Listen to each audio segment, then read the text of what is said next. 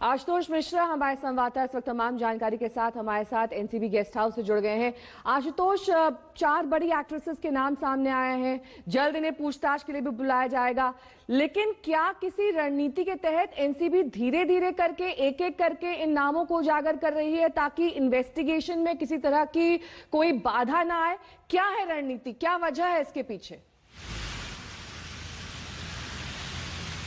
नेहा, ये सारे जो नाम सामने आए हैं ये बेहद रसूख वाले हैं, पैसे वाले हैं, ए लिस्टर सेलिब्रिटी हैं, और जब आप इन तक पहुंच बनाते हैं तो आपका केस मजबूत होना चाहिए। और अगर इसको ऐसे समझना हो तो आप रिया केस को समझ लीजिए कि कैसे रिया तक एनसीबी का शिकंजा कसा। उन्होंने पेडलर्स को पकड़ा, ये एस्टेब्लिश किया केस में कि पेडलर्स के जरिए ड्रग्स कैसे इन सितारों तक पहुंचा। अभी तक तो जो जांच पड़ताल हो रही है उसमें व्हाट्सएप चैट है जो एक टेक्निकल एविडेंस है। फिर इनके बयानों को एनसीबी आधार बना रही है 67A के तहत, सीआरपीसी के तहत, कि एनडीपीएस एक्ट में ये जो बयान है ये कोर्ट में मान्य होते हैं, एडमिसिबल एक्ट हो जाएंगे। इसके बाद जिन पेडलर से धरपकड़ हुई है उनके बयानों के आधार पर सम्मन भेजा जाएगा और तमाम जो बयान हैं उनमें यह भी देखा जाएगा कि क्या ये सिर्फ प्रोक्योरमेंट है, क्या ये सिर्फ कंजम्पशन है या फिर फैसिलिटेशन है, यानी कमर्शियल यूज। कमर्शियल यूज में धारा 27A लग जाती है जिसकी वजह से ये 10 साल सजा वाले प्रावधान के कानून है जिसमें जमानत तक मिलनी मुश्किल हो जाती है। ये नाम तमाम अब कड़ियां जोड़ रही हैं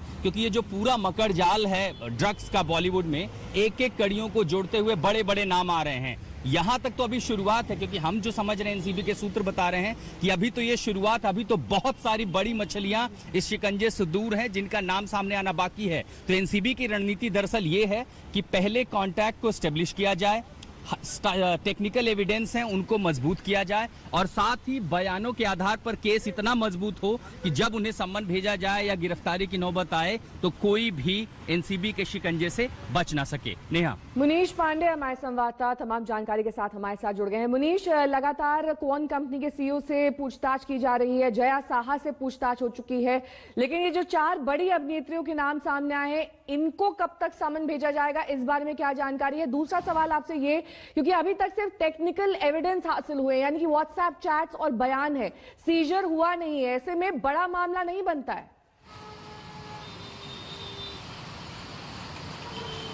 जी देखिए नेहा, इसमें 2 चीजें हैं। सबसे पहले तो आपने जो सवाल पूछा कि इन अभिनेत्रियों को कब समन किया जाएगा, देखिए सबसे पहले जो सबसे बड़ा रोल आया है वो कौन इंटरनेशनल का है। सुशांत मामले की जब जांच शुरू हुई तो पता चला कि जया शाह ने रिया चक्रवर्ती को सीबीडी ऑयल के बारे में बात की थी, लेकिन जब आगे की पड़ताल एनसीबी ने शुरू की तो पता चला कि ये तो भले से ही टैलेंट मैनेजमेंट कंपनी हो लेकिन ड्रग मैनेजमेंट का काम भी ये कर रही थी। बहुत सारी अभिनेत्रियां हैं जिनको ये ड्रग्स भी मुहैया कराती थे। तो सबसे पहले जो एनसीबी है वो कौन इंटरनेशनल टैलेंट मैनेजमेंट कंपनी के लोगों का बयान दर्ज करना चाहती है, इसीलिए आज जो सीईओ हैं ध्रुव, उसके अलावा जया शाह और इसके अलावा जो तीसरी एम्प्लॉय हैं उनको समन किया गया है, उनके बयान दर्ज किए जाएंगे। मधु मंटेना को भी आज बुलाया गया है जो कि उसमें डायरेक्टर है। सीधा पूछा जाएगा कि आप ड्रग्स क्यों मुहैया करा रहे थे, ये तो आपकी सर्विस में नहीं आता है।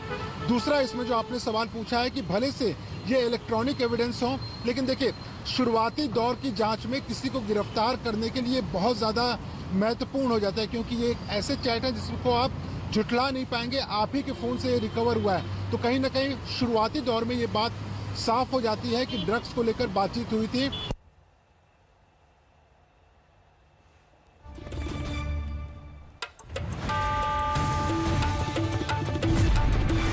बॉलीवुड ड्रग्स कनेक्शन मामले की जांच टैलेंट मैनेजमेंट कंपनी क्वान के कर्ता धर्ता तक पहुंच गई है। दरअसल ज्यादातर ड्रग चैट्स में सामने आए नाम जया साहा और करिश्मा दोनों ही क्वान कंपनी की मैनेजर है। रिया चक्रवर्ती, श्रद्धा कपूर, सारा अली खान, सिमोन खंबाटा, रकुलप्रीत सिंह, नम्रता शिरोडकर, दीपिका पादुकोण और अब दिया मिर्जा।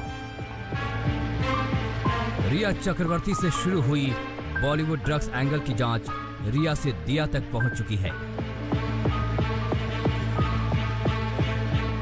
रिया और शोविक के अलावा पकड़ में आए तमाम ड्रग पैडलर से पूछताछ में बॉलीवुड के अंदर दबी ड्रग्स की गहरी धुंध बाहर निकलने लगी है। एनसीबी के पास इनमें से ज्यादातर नामों के कुछ न कुछ सुराग हैं। किसी की ड्रग्स चैट तो किसी के खिलाफ पावना के बोटमैन की गवाही। ड्रग्स गैंग की पोल खोलने वाले रिया और शोविक तो सराफों के पीछे हैं, लेकिन बाकी बड़े नामों तक एनसीबी कब और कैसे पहुंचेगी, ये सिर्फ एनसीबी को ही पता है।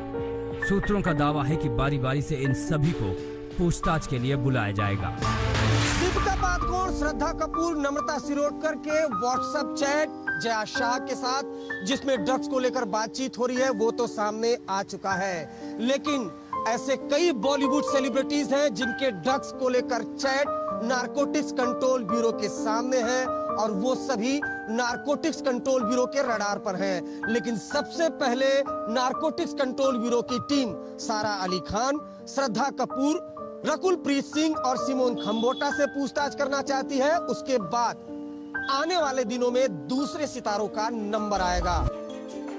हालांकि बाकी बड़े नाम अभी तक खुद पर लगे आरोपों को लेकर खामोश हैं, लेकिन दिया मिर्जा ने आरोपों को नकारने में देर नहीं लगाई। सूत्रों के मुताबिक 2 ड्रग पैडलर्स अनुज केसवानी और अंकुश ने एनसीबी को दिया का नाम बताया है। आरोप है कि दिया मिर्जा की मैनेजर उन्हें ड्रग्स पहुंचाती थी और ये मैनेजर कोई और नहीं बल्कि अनुज की गर्लफ्रेंड है, लेकिन दिया कह रही है कि सब बेबुनियाद है। मैं इस खबर को सिरे से खारिज करती हूँ क्योंकि ये गलत, निराधार और गलत इरादों के साथ किया जा रहा है। इस तरह की गलत रिपोर्टिंग से मेरी प्रतिष्ठा पर सीधा असर पड़ता है। ये मेरे करियर को नुकसान पहुँचाने वाला है जिसे मैंने सालों की मेहनत से बनाया है।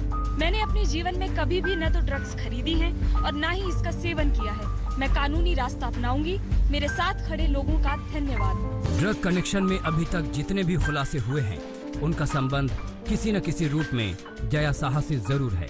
इसी वजह से एनसीबी लगातार जया साहा से पूछताछ कर रही है। मंगलवार को लगातार दूसरे दिन एनसीबी ने उससे व्हाट्सएप चैट दिखाकर पूछताछ की।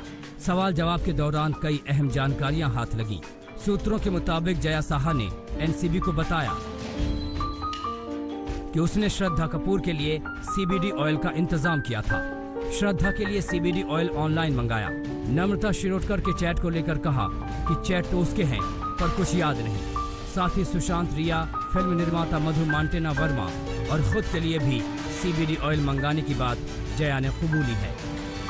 जया शाह के कई ऐसे बॉलीवुड सेलिब्रिटीज के से चैट्स मिले हैं और कई बातचीत मिली है जिसमें वो सीबीडी ऑयल, जिसमें वो ड्रग्स की बात कर रही है। तो अब सवाल ये उठ रहा है कि कौन कंपनी जिससे बॉलीवुड के कई बड़े बड़े एक्टर एक्ट्रेस कॉन्ट्रैक्ट में जुड़े हैं, क्या ये लोग बॉलीवुड के सेलिब्रिटीज को ड्रग्स भी प्रोवाइड करा रही थी? इन्हीं सवालों के जवाब तलाशने के लिए आज क्वान के एक मालिकों में से एक मधु मोंटीना को एनसीबी ने तलब किया है। मोंटीना के अलावा डायरेक्टर ध्रुव से कल भी पूछताछ हो चुकी है और आज भी होगी। साथ ही जया साहा आज भी एनसीबी दफ्तर में हाजिरी देंगी। माना जा रहा है कि एनसीबी तीनों को आमने सामने बिठाकर सच की परतें खोलेगी। मुंबई से अरविंद ओझा और विद्या के साथ आज तक ब्यूरो। नमस्कार, मैं हूं अंजना ओम कश्यप। हमें उम्मीद है ये वीडियो आपको पसंद आया होगा। लेटेस्ट खबरों के लिए यूं ही देखते रहिए आज तक और इस वीडियो के पसंद आने पर लाइक, शेयर एंड सब्सक्राइब करना ना भूलें।